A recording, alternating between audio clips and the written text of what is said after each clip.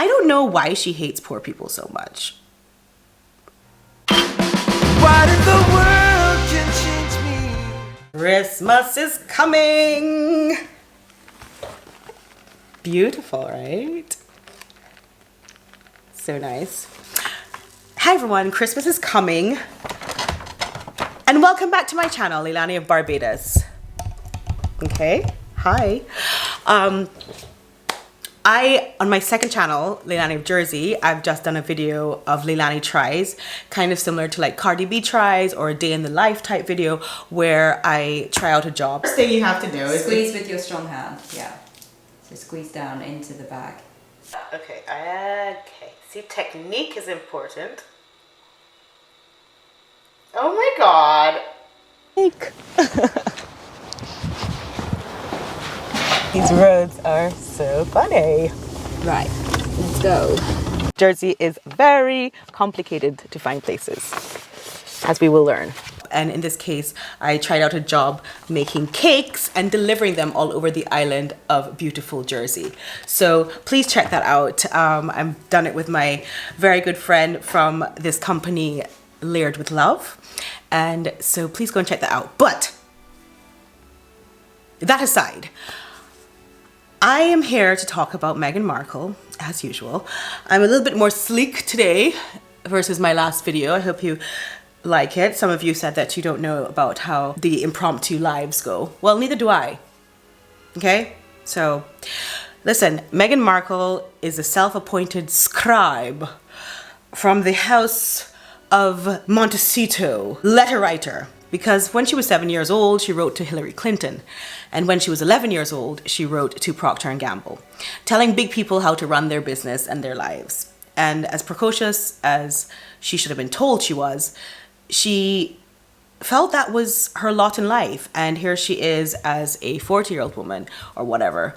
People say 40, people say 45, people say 50. I mean, whatever she is, she looks good. But she is still writing these little childish letters to people talking about her role in their business.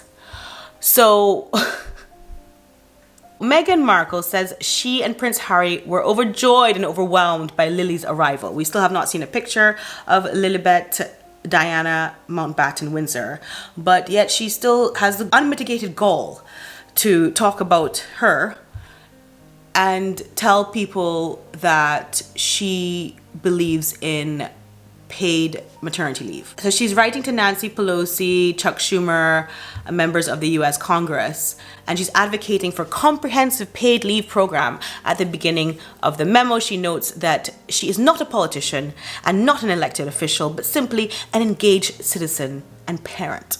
I don't know why she hates poor people so much. Like, it's like she is intentionally showing off on poor people. You know, the US tour where she was just wearing everything Yves Saint Laurent, diamonds, jewels, everything to go and talk to underprivileged children.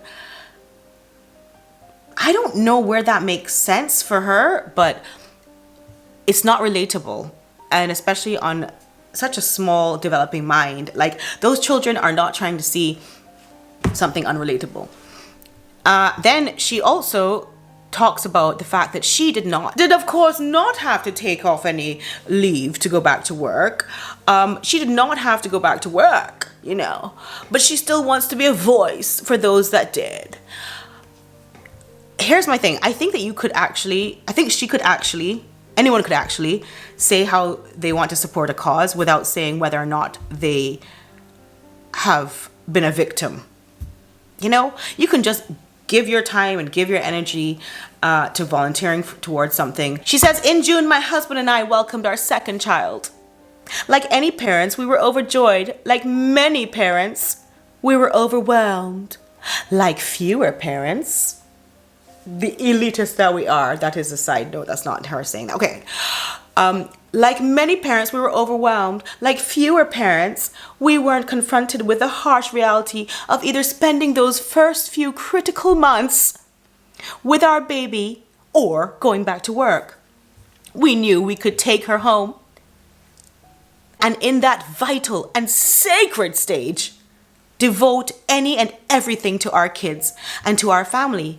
We knew that by doing so, we wouldn't have to make impossible choices about childcare, work, and medical care, and that so many have to make every single day. No family should be faced with those decisions. No family should have to choose between earning a living and having the freedom to take care of their child or loved one or themselves, as we see with a comprehensive paid leave plan.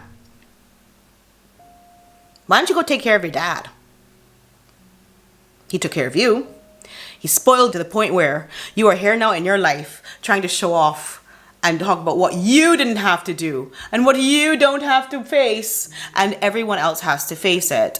Okay, so not relatable. I don't know why she misses the mark so seriously. And when I first got to know her in that Oprah interview, where she came across so visceral and menacing and like an angry pregnant woman, which is not really something people want to see, to be honest. No one wants to see that. And then she's like holding the bump at the same time in that interview, and it was just really not a pretty sight. But when I first got to know her, then I realized that she's not in touch with reality. And she keeps doing things that show us that she's completely not in touch with reality. So here she is talking about how rich she is. You know, like, I can see her as this kind of person. Okay, like let me tell you about my experience. This is how I see her. She'll be one of those people at a function that just talks about her maids. Like, especially in Barbados, we get that. We get people who, especially if they're foreigners, right? And they come to Barbados and they suddenly get to have a maid, like for holiday, that cooks 3 meals a day, or like, you know, they have this person in their house constantly serving them, and they go crazy about it. Like, they're just like, oh, and my maid, and you're like, no. Oh, did you say something about drivers? I have a driver. No, I have 2 drivers. No, we were talking about recipes. Oh, did you say something about my maid? Oh, let me tell you about my maid. So my maid, she's there every day and she just makes all these fruit. And people are like, no, we were talking about politics. Oh, I thought you said maid. You know, and then people just disperse from her at a party and just like run in different directions. Like, she's this kind of person because all she wants to talk about is the fortune that is her life. And why does she feel that need to drive that into the heads of people who are disadvantaged? Like, I don't understand why. Like, great, you got your stuff and clearly you did not have to work, but you don't have to say that, because we know you have a $14 million house that you bought cash. Okay, you could have, if you were in problems, you could have probably sold that house, got a $10 million house, and still not had to work. Like, we know your life. We know what's going on there. You don't have to tell us that. For example, if I, which I am, volunteering for the R word charity here, okay, abuse against women, I don't have to go up there and say, you know, I never was R-worded. This is for the purposes of YouTube that we have to talk like this. But you know what I mean. I never suffered any violence or abuse. But having said that, I would love to be. You don't have to do that. All you have to do is say, I would like to be the voice for women because I feel as a woman I can say this. She could say, I feel as a parent this is important. You don't have to go into all that detail. Is how many paragraphs of detail about how much your life is great and all this kind of thing, and choices that other people have to make that you don't have to make, and vital time with your child that you got that other people don't get. You really don't have to. So I don't know if she's just attacking people that are disadvantaged, if she really like just hates people that are disadvantaged, or if she just can't help showing off. I don't know which one it is. And so in the end, people also criticized this end part of her letter that no one said she was officially supposed to write. So on behalf of my family, Archie, Lily, and Harry, and so she mentions Harry last. And why? I thank you for considering this letter on behalf of all families that are not like yours. On behalf of all families, I ask you to ensure this consequential moment is not lost. You are of no consequence. That's what you don't realize. You're of absolutely no consequence to anybody. The moment is there, but you are of no consequence to anybody in that moment. Write somebody a check. Cut a check. Cut a check for somebody who's actually having to go back out to work so they don't have to go back out to work. Do something else. But this voice that she's bringing up here, now people are saying that the Queen is very upset because this is what she feared most. It says, embarrassing, Meghan Markle's latest letter is exactly what the Queen feared.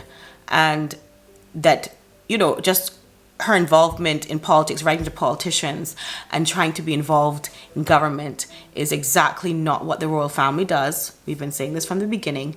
And now that she's able to do that, what does that actually mean for Harry? You know, Meghan had written on paper headed, the office of the Duke and Duchess of Sussex, saying, I'm not an elected official, I'm not a politician. But she writes it from the office of the Duke and Duchess of Sussex. She's only doing these things because she thinks she's important. And like everyone has already said, we don't think you're important. We don't even like you. We don't like you. And the more you do that the Queen doesn't like is the more we don't like you. Because you worked on Suits and you worked on Wheel of Fortune, or what is it called? Price is Right, or whatever it is. And the Queen has actually given her entire 100-year life to public service. So anytime you do something that she doesn't like, we like you even less, you know? And she hasn't got that memo at all. But as much as celebrities do stuff and we're like, they can get away with it. Like everything she does, it's like, you can't even get away with that. It's so cringe. Anyway, so that was that. The other bit of propaganda that she has, I'm sorry, I'm just like, I'm gonna try this. This is chocolate covered brownie. White chocolate. I love white chocolate. I need a cup of tea. This is so good.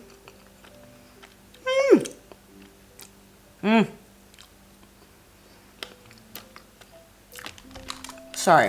I just got...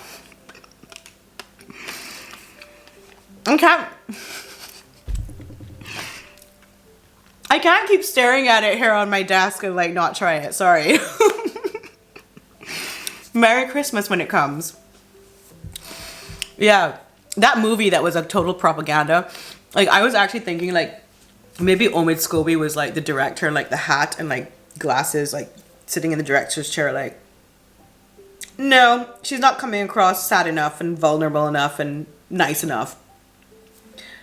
Take 57, you know, because I'm going to get back to it now and I'm going to do a bit on that. But yeah. I imagine that he had a lot to do with that movie. I just need to research and find out where he is involved, because he's definitely involved. Not many people are on her side. So all the sugars that want to come and talk to me, actually I want to do some debates with sugars that would want to come. Especially anybody who wants to discuss the supposed racism issue. There are two types of people that believe in her racism that she says she faced, which she didn't. One type is the type that wants to believe that she is equal to a person of color, which she's not. And the other type, because it makes them feel better. I'm going to state how it is really. Dark-skinned person feels like they're not the only person experiencing racism. Even a white-looking person experiences it. They don't. But that makes them feel better about their struggle. Or you have the other side of it, which is just people who don't like the royal family and are trying to anti-monarchists or whatever. They are trying to find a reason to dislike the royal family. The former are probably people of color who want to believe that she's the same as them, to make them feel like their struggle is not unique to them. And the second, the latter, is just people who like a lot of negativity and confusion. But this girl not experienced racism. I don't don't think that by Harry dating her, he was ever called your lover. My husband was called that by an in-law. Anyway, on that note, I'm gonna leave you with that drama, and I'm gonna continue eating these lovely, oh my gosh, there's this amazing rainbow cookie as well. It's so cute. I'm gonna put on the kettle. It's almost tea time. There goes the kettle. I'm gonna have a nice cup of tea and edit this video up for you guys. Thank you so much for watching me. Please head over to my Leilani of Jersey channel to see how I fared as a cake maker and delivery woman here in Jersey. Lots of love to you, and I'm going to do a video this evening reacting to the rest of that escaping the palace. I'll try not to pause too much, okay? Lots of love. Bye!